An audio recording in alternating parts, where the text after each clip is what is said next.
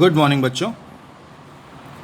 Welcome you all to today's video in which we will be solving the Department of Education worksheet dated 31st of July 2020. तो आज की जो worksheet है उसका topic है acid basis इन salts. हमने पिछली कुछ वर्कशीट्स में एसिड बेसिस इन सॉल्ट्स को डिस्कस करना स्टार्ट किया था. आज की वर्कशीट स्टार्ट करते हैं with the topic strength of acids and basis. जैसा कि स्ट्रेंथ वर्ड का मतलब आप सबको पता है, स्ट्रेंथ का मतलब होता है ताकत. तो जब हम strength of acid and base की बात करते हैं तो हम बात कर रहे हैं एसिड और बेस की ताकत की. क्या मतलब होता है उसका? तो it is a measure of ability of acids and bases to produce H+ and OH- ions respectively. यानी कि ये एक तरीका है जिससे आप ये पता कर सकते हैं कि किसी एसिड में जो H+ और OH- आयन बनते हैं उनकी जो ताकत है, जो पावर है, वो कितनी है. जितने ज़्यादा H+ आयन बनेंगे एसिड उतना ही ज़्यादा पावरफुल होगा. अगर पिछली क्लास में आपको याद हो तो पिछली वर्कशीट में हमने पढ़ा था कि HCl जो होता है वो पानी में जाने पर पूरे तरीके से डिसोसिएट हो जाता है. तो आपको मिलता है H+ प्लस Cl-, क्योंकि ये पूरा H+ देता है इसलिए ये स्ट्रॉन्ग एसिड है. फिर दोबारा उन्होंने वही लिखा है, the acids which are 100% ionized in solution and give rise to more H+ ions are said to be strong acids, and the acids which give less H+ ions are said to be weak acids. यानी कि जो acids पानी में डालने पर पूरे के पूरे आयन में बदल जाते हैं, आयन में टूट जाते हैं, डिसोसिएट हो जाते हैं, उनको हम कहते हैं स्ट्रॉन्ग एसिड्स, जैसे कि HCl. और जो ऐसा नहीं करते उनको हम कहते हैं वीक एसिड्स.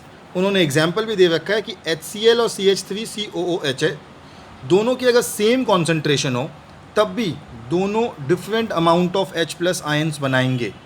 यानी कि अगर मैं दोनों को इक्वल क्वांटिटी में पानी में डाल दूं तो HCl CH3COOH के मुकाबले बहुत ज़्यादा H+ आयंस बनाएगा और इसीलिए वो स्ट्रॉन्ग एसिड कहलाता है. HCl dissociates completely so produce more H+ ions while CH3COOH dissociates partially, कम डिसोसिएट करता है, इसीलिए इसके जो आयंस बनते हैं वो भी कम होते हैं. Similarly a base which is 100% ionised in solution and give rise to more OH- ions are said to be strong bases, and the bases which give less OH- ions are said to be weak bases. तो बिल्कुल जैसे acid होता है ऐसे ही solution, ऐसी ही चीज़ base के साथ भी होती है. एसिड और बेस दोनों ही केसेस में जो ज़्यादा डिसोसिएट करता है वो ज़्यादा स्ट्रॉन्ग होता है, जो कम डिसोसिएट करता है वो कम स्ट्रॉन्ग होता है. एसिड्स के केस में क्या होता है कि बहुत सारे स्ट्रॉन्ग एसिड्स हैं, लेकिन बेस के केस में हमारे पास स्ट्रॉन्ग बेस बहुत कम होते हैं. आगे बात करते हैं. हमने एसिड और बेस की तो बात कर ली, तो अगली जो चीज़ रह गई वो रह गया सॉल्ट. सॉल्ट के बारे में बात कर लेते हैं. तो वो कहता है the table shows some example of salts and the acids and bases of which they are made of. तो जैसा कि आपको पता ही है एसिड और बेस कब बनते हैं. एसिड और बेस तब बनते हैं जब हम दोनों को मिलाते हैं. सॉल्ट कब बनता है? जब हम एसिड और बेस को आपस में मिलाते हैं. तो यहाँ पे वो कहता है कि टाइप ऑफ सॉल्ट. तो बेसिकली 4 टाइप के सॉल्ट्स होते हैं, न्यूट्रल, बेसिक, एसिडिक और अगेन न्यूट्रल. ये 2 न्यूट्रल का क्या कॉन्सेप्ट है वो भी आपको समझाऊंगा. पहले ये समझते हैं कि ये क्या है. अगर हमने लिया एक स्ट्रॉन्ग एसिड और एक स्ट्रॉन्ग बेस, दोनों ही स्ट्रॉन्ग लिए तो जो सॉल्ट बनता है वो बनता है न्यूट्रल, क्योंकि स्ट्रॉन्ग से स्ट्रॉन्ग कैंसिल हो गया. अगर एसिड लेता हूँ वीक लेकिन बेस लेता हूँ स्ट्रॉन्ग, तो आप यूँ समझ सकते हैं कि वीक एसिड आधे ही बेस को न्यूट्रलाइज कर पाया, तो सॉल्ट तो बनेगा लेकिन जो सॉल्ट बनेगा वो बनेगा बेसिक. ऐसे ही अगर एसिड स्ट्रॉन्ग हुआ और जो बेस है वो वीक हुआ, तो इस केस में जो बेस है वो आधे ही एसिड को ख़त्म कर पाएगा, तो जो आपका सॉल्ट बनेगा वो बनेगा एसिडिक. और फिर दोबारा अगर दोनों ही वीक हैं एसिड और बेस तो सॉल्ट बनता है न्यूट्रल. अब कुछ उन्होंने एग्जाम्पल दे रखे हैं कि कौन से एसिड और कौन से बेस को लेके कौन सा सॉल्ट बनता है, जो आप अपनी वर्कशीट में भी देख सकते हैं और आप चाहें तो यहाँ स्क्रीन पे भी ऑब्जर्व कर सकते हैं. एक इम्पॉर्टेंट बात है कि हमारी जो बॉडी है वो भी 7 से और 7.8 के pH पे काम करती है. इससे ज़्यादा pH और इससे कम पीएच हमारी बॉडी भी विथस्टैंड नहीं कर पाती। अब समझते हैं इंपॉर्टेंस ऑफ पीएच कि पीएच की इंपॉर्टेंस क्या होती है। तो पहला पॉइंट है that if pH of rain water is less than 5.6 it is acid rain, यानी कि 5.6 से कम पीएच वाली बारिश को हम कहते हैं कि वो एसिड रेन है। और अगर ऐसा पानी नदियों में चला जाए तो वो नदियों के अंदर जो लाइफ है उसको भी प्रॉब्लम में डालता है। आगे बढ़ते हैं। In our digestive system, HCl produced in our stomach helps in the digestion of food, but sometimes due to indigestion, excess of acid is formed. So antacid helps in neutralizing the effect of excess acid. आप में से सभी लोगों को कभी ना कभी life में एसिडिटी तो हुई होगी। जब हम बाहर का खाना ज़्यादा खा लेते हैं तो हमारे पेट में एसिड ज़्यादा बनता है, और उस एसिड को ख़त्म करने के लिए हमको एक एंटासिड लेना पड़ता है, जो कि यूजुअली एक बेस होता है। सबसे कॉमन जो एंटासिड होता है वो होता है हमारे घर में पकाने का सोडा। उसकी एक चुटकी अगर आप पानी में पी जाएं तो आपको किसी भी तरीके के एंटासिड की ज़रूरत नहीं पड़ेगी, आपको एसिडिटी की समस्या एकदम से ठीक हो जाएगी। फिर है व्हेन पीएच बिकम्स लोअर, तीसरा पॉइंट है when pH becomes lower than 5.5 in our mouth tooth decay starts, it is due to acid produced by degradation of sugar by bacteria. Toothpaste which is alkaline protects the tooth from decay. तो हमारे मुंह में जो bacteria होता है वो acid बनाता है, और इसीलिए हमारे जो टूथपेस्ट होते हैं वो बेसिक होते हैं ताकि उस एसिड को वो ख़त्म कर सकें। Bee sting leaves an acid, मधुमक्खी के काटने पे भी मधुमक्खी एसिड छोड़ती है, इसीलिए बेकिंग सोडा लगाने पर आराम होता है। और हम लोहे की चाबी रगड़ते हैं, उसके पीछे भी एक साइंटिफिक रीज़न है, क्योंकि लोहे के ऊपर लौह ऑक्साइड यानी कि फेरस ऑक्साइड और फेरिक ऑक्साइड की लेयर होती है, और मेटल ऑक्साइड जो होते हैं वो बेसिक होते हैं, तो वो भी बेस इस एसिड को न्यूट्रलाइज कर देता है। आखिरी है pH of soil. PH of soil क्या होता है कि हमारी जो मिट्टी है it affects the availability of nutrients to plants, so acidic soil is made alkaline by adding quick lime और कैल्शियम कार्बोनेट। यानी कि अगर मिट्टी एसिडिक हो गई तो उसमें कैल्शियम कार्बोनेट मिला के उसको न्यूट्रल कर दिया जाता है। चलिए क्वेश्चन आंसर्स देख लेते हैं। पहला है identify each salt as acidic, basic और न्यूट्रल। तो सबसे पहला जो हमारा एग्जाम्पल है वो है KCl। KCl किससे बना होगा? KCl बना होगा HCl से प्लस KOH से। एक स्ट्रॉन्ग एसिड, एक स्ट्रॉन्ग बेस।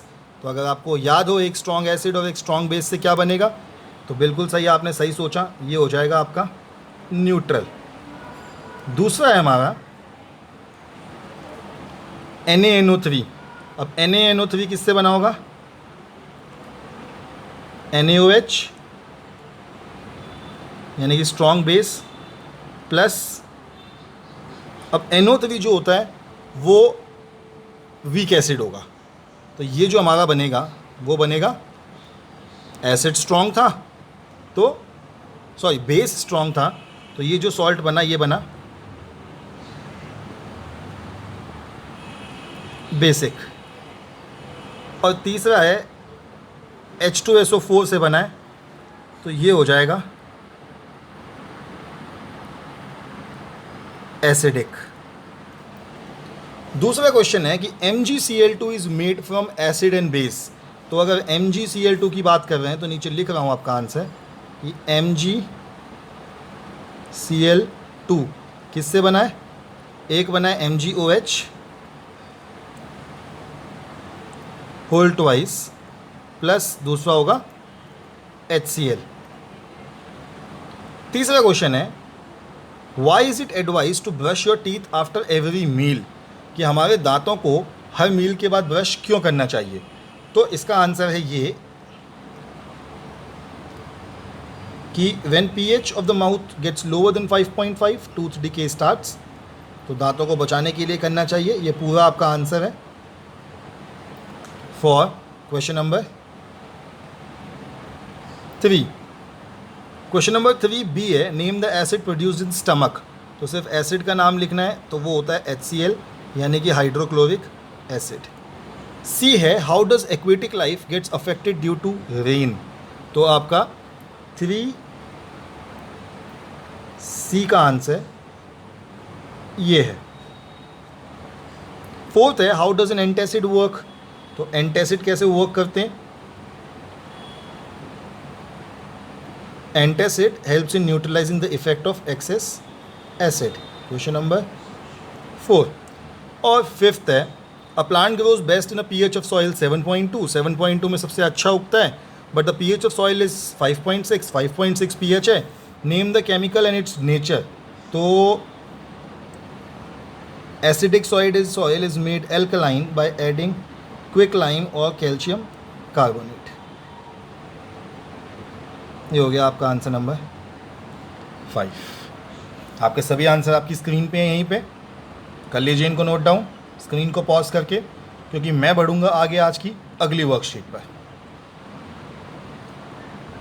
चलिए, आपने नोट डाउन कर लिया है तो अगली वर्कशीट पे बढ़ते हैं आगे। आपकी आज की अगली वर्कशीट जो है वो मैथ्स की है और टॉपिक है equation reducible to a pair of linear equation in 2 variables. मतलब ऐसी इक्वेशन जो एक्चुअली में लीनियर इक्वेशन इन 2 वेरिएबल्स नहीं दिखती, लेकिन हम उन्हें बना सकते हैं। स्टार्ट करते हैं।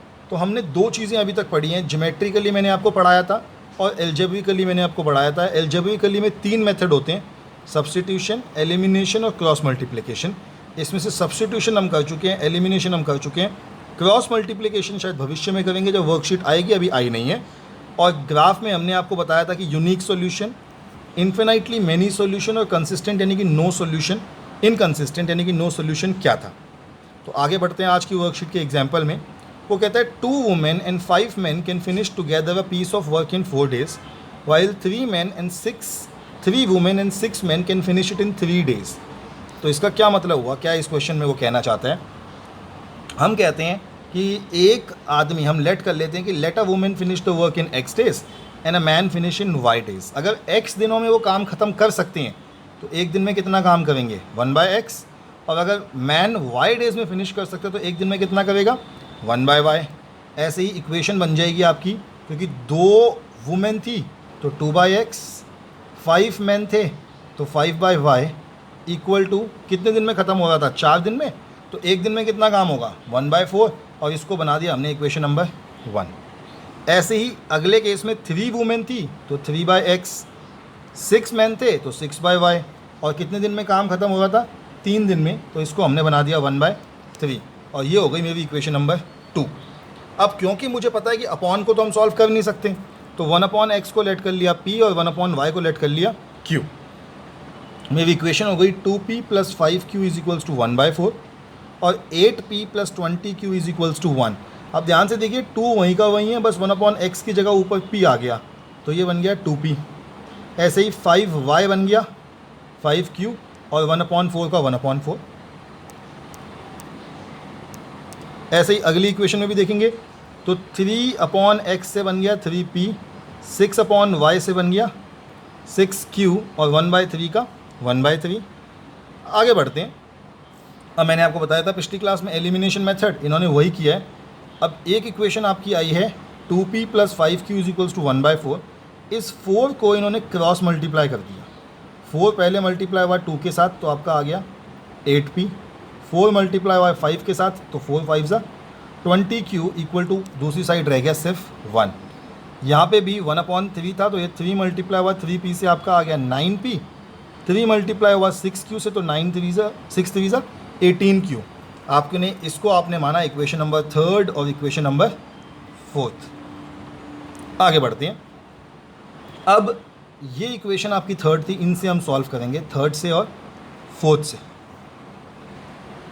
कैसे सॉल्व किया, हमने देखा कि इसके स्टार्टिंग में 8 लिखा है, इसके स्टार्टिंग में 9।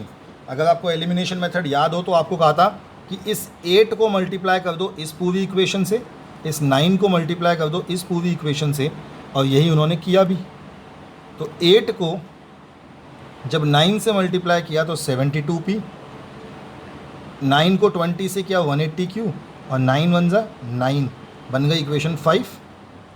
3p जो अब 9p हो गया था आपका, तो इस 8 से हमने मल्टीप्लाई किया इस 9 को, तो 8 9 72p और 8 multiply by 18 is 144 equal to 8। तो इक्वेशंस हमारे सामने आ गई। उसके बाद इन्होंने इक्वेशंस को आप सब्ट्रैक्ट कर दिया आपस में, तो आपके पास आ गया 36q = 1 और q की वैल्यू फाइनली आई 1/36। अगर आप देखो तो स्टार्टिंग में हमने लेट किया था कि 1/y is equals to Q है, तो हमने 1/y इज इक्वल्स टू 1/36 कर दिया। y की वैल्यू आ गई 36। y की वैल्यू 36 का मतलब है कि हमने y किसको लेट किया था, मैन वर्क, यानी कि 36 आदमी काम करेंगे तब जाके काम ख़त्म होगा, या आदमी 36 डेज में इस काम को ख़त्म कर पाएंगे। सिमिलरली y की वैल्यू को अब आपने अगली इस इक्वेशन में पुट किया, आप किसी में भी पुट कर सकते हैं। इन्होंने y की वैल्यू को पुट किया या p की वैल्यू को पुट करके और x की वैल्यू निकाल ली, तो आप जैसे भी करना चाहें। y की वैल्यू पुट करेंगे तो भी x की वैल्यू आ जाएगी, आप p की वैल्यू पुट करेंगे तब q निकालेंगे, जैसे इन्होंने किया। तो इन्होंने p की वैल्यू को पुट किया 1/36 और p की वैल्यू से आपने q की वैल्यू निकाली, जो q की वैल्यू आई, सॉरी q को पुट करके उन्होंने p की वैल्यू निकाली जो 1/18 आया, तो x की वैल्यू यहाँ से आ गई 18। तो ये आपका सॉल्व हो गया लीनियर इक्वेशन इन 2 वेरिएबल्स। अब हम आपके एग्जाम्पल से पढ़ते हैं। तो आज का पहला क्वेश्चन है, यूनिक सोल्यूशन का मतलब क्या होता है। यूनिक सोल्यूशन मीन्स, मैंने ऑलरेडी लिखा हुआ है आपके सामने, यूनिक का मतलब होता है वन सोल्यूशन। क्वेश्चन नंबर 2 है, solve the pair of linear equations 2/x 3/y 5/x minus 4/y। Solution देख लेते हैं इसका।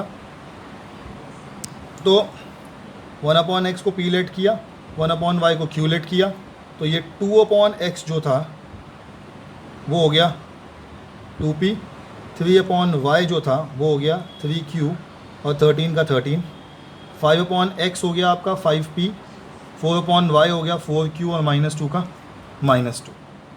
सब कुछ बिल्कुल वैसे ही किया। यहाँ 2p था, यहाँ 5p था, 2 से मल्टीप्लाई कर दिया इस पूरी इक्वेशन को, 5 से मल्टीप्लाई कर दिया इस पूरी इक्वेशन को। तो मेरे पास जो फाइनल इक्वेशन आई वो आई ये 10p + 15q = 65, 10p + 8q = 4। Sign change करके कैंसिल किया तो q की वैल्यू आई 69/23, q आ गया मेरा 16, q की वैल्यू आ गई 3। मैंने q की वैल्यू को पुट किया यहाँ इक्वेशन में, जहाँ से p की वैल्यू निकली, p की वैल्यू निकली है 2। तो फाइनली मेरे पास p की वैल्यू आ गई 2, जिससे x निकल गया 1/2, q की वैल्यू आ गई 3, जिससे y निकल गया 1/3। आंसर आपके सामने है। नोट डाउन करना चाहें तो स्क्रीन को पॉज करके नोट डाउन कीजिए, मैं आगे बढ़ रहा हूँ। अगला क्वेश्चन था क्वेश्चन नंबर 3, बिल्कुल हमारे ऊपर एग्जाम्पल जैसा ही एक क्वेश्चन उन्होंने हमें सॉल्व करने के लिए भी कहा है। इस क्वेश्चन को मैंने सॉल्व किया है। 8 वुमेन एंड 12 मैन था और 10 डेज, फिर 6 वुमेन और 8 मैन था और डेज थे 14। तो मैंने इसकी इक्वेशन यहाँ बनाई है। 1 वुमेन को मान लिया 1/x, 1 मैन हो गया 1/y। तो similarly 8x + 12y = 10, 6x + 8y = 14, 1/x को p, 1/y को q। इक्वेशन आ गई 8p + 12q = 1/10, 6p + 8q = 1/14। ये इक्वेशन बनी। फिर क्रॉस मल्टीप्लाई करके ये इक्वेशन आई जो कि बहुत बड़ी है। आप चाहो तो शॉर्टकट मेथड भी यूज़ कर सकते हो, एलिमिनेशन यूज़ करने की जगह आप सब्स्टिट्यूशन यूज़ कर सकते हो। मैंने एलिमिनेशन यूज़ किया। कैंसिल करने में मेरी q की वैल्यू आई 1/120 और मैंने फिर p की वैल्यू निकाली, तो p की वैल्यू मेरे पास आई 1/140। तो 1/x की वैल्यू आ गई जो थी वो p थी और 1/y की वैल्यू q थी। सॉल्व करके x आया मेरा 140, y आया मेरा 280, यानी कि जो मैन है उनका आ गया 280 डेज़ और जो वुमेन है उनका आ गया 140 डेज़। तो ये आपका मैथ्स का क्वेश्चन था। आपकी मैथ्स की वर्कशीट फिर यहीं पे एंड होती थी। आगे बढ़ते हैं आपकी आज की अगली वर्कशीट पे, जो कि है हिंदी की। तो हिंदी में आज रचनात्मक लेखन आया है और आज का जो टॉपिक है वो है कहानी लेखन। तो ऊपर लिखेंगे अपना नाम, अपनी कक्षा अध्यापक का नाम। प्रश्न है, यहाँ एक चित्रों की श्रृंखला दी जा रही है, इन चित्रों को ध्यान से देखिए और थोड़ा चिंतन कीजिए। तो अगर मैं चित्रों को ध्यान से देखूँ तो पहले चित्र में मुझे एक लड़की दिखती है जो एक खेत में है। खेत में छोटी सी झोपड़ियाँ बनी हुई हैं, कुछ घर हैं। वो लड़की कहीं जाती है तो उसे एक घोंसला गिरा हुआ दिख रहा है। यहाँ पे एक बिल्ली भी है जो उसकी नज़र उस घोंसले पे है। उस लड़की ने घोंसले के अंदर से कुछ उठाया जो शायद एक अंडा है और बिल्ली उस लड़की को देख रही है। यहाँ लाके उसने वो अंडा जो था वो रख दिया मुर्गी के अंडों के साथ। तो इतना कुछ मुझे दिख रहा है। अब उन्होंने बोला कि क्या इन चित्रों को जोड़कर आप एक छोटी सी कहानी बना सकते हैं? कोशिश कीजिए, शायद कोई अनोखी या रोचक कहानी बन जाए। तो मैंने एक कहानी लिखी है, आप उससे हिंट लेके और अपनी कोई और अच्छी कहानी लिख सकते हैं। एक खेत में एक लड़की रहती थी। खेत में वे अपनी झोपड़ी में अपने कुछ जानवरों के साथ रहती थी। एक बार वे उनके लिए कुछ चीज़ें लेने के लिए जंगल में गई। वहाँ उसे एक छोटा अंडा मिला। अंडा घोंसले पर था, लेकिन घोंसला ज़मीन पर था और आसपास कोई नहीं था। हो सकता है कि घोंसला किसी पेड़ से गिरा हो। पास में एक बिल्ली थी और उसने अंडे पर नज़र रखी थी। अंडे को बचाने के लिए उस लड़की ने उस अंडे को घर ले आए और मुर्गी के अंडों के बीच में रख दिया। कुछ दिनों बाद उसमें से एक छोटा सा पक्षी आया, लेकिन माँ मुर्गी ने उसे अपना समझा। चिड़ियों को इतनी खुशी से जीते हुए देखकर उस लड़की को इतनी संतुष्टि हुई। तो ये कहानी थी जो मैंने लिखी है अपने शब्दों में। आप इससे हिंट लीजिए, आइडिया लीजिए और आप लिखिए एक कहानी अपने शब्दों में। आज के आखिरी प्रश्न की तरफ बढ़ते हैं। तो प्रश्न है कि निम्नलिखित वाक्यों जो कि उल्टे सीधे क्रम में दिए हैं, क्या आप इनको सही क्रम में लगा सकते हैं? थोड़ा प्रयास कीजिए, शायद बात बन जाए। अपने दोस्तों और परिवार के सदस्यों के साथ अपना विचार साझा करना और उन्हें अपनी भावनाओं को व्यक्त करने का अवसर मिलता है। मनुष्य हमेशा एक सामाजिक जीव रहा है। उसके साथ समय व्यतीत करना और उस अलग अलग गतिविधियों में शामिल होना उसे अच्छा महसूस होता है। वे आसपास के लोगों से प्यार करता है। तो पहला मेरे हिसाब से होगा ये कि मनुष्य एक सामाजिक है। वह आसपास के लोगों से प्यार करता है। उनके साथ समय व्यतीत करना, उनके साथ अलग अलग गतिविधियों में शामिल होने से उसे अच्छा महसूस होता है। अपने दोस्तों और परिवारों के साथ विचार साझा करने और उन्हें अपनी भावनाओं को व्यक्त करने का अवसर मिलता है। तो ये मेरे हिसाब से सीक्वेंस होगा। हो सकता है आप कुछ और आगे पीछे करके कुछ और अच्छा सीक्वेंस बना दें। तो बच्चों, आज की आपकी वर्कशीट यहीं तक थी। हम आपसे कल फिर मिलेंगे कल की वर्कशीट्स के लिए। तब तक के लिए stay healthy and stay safe.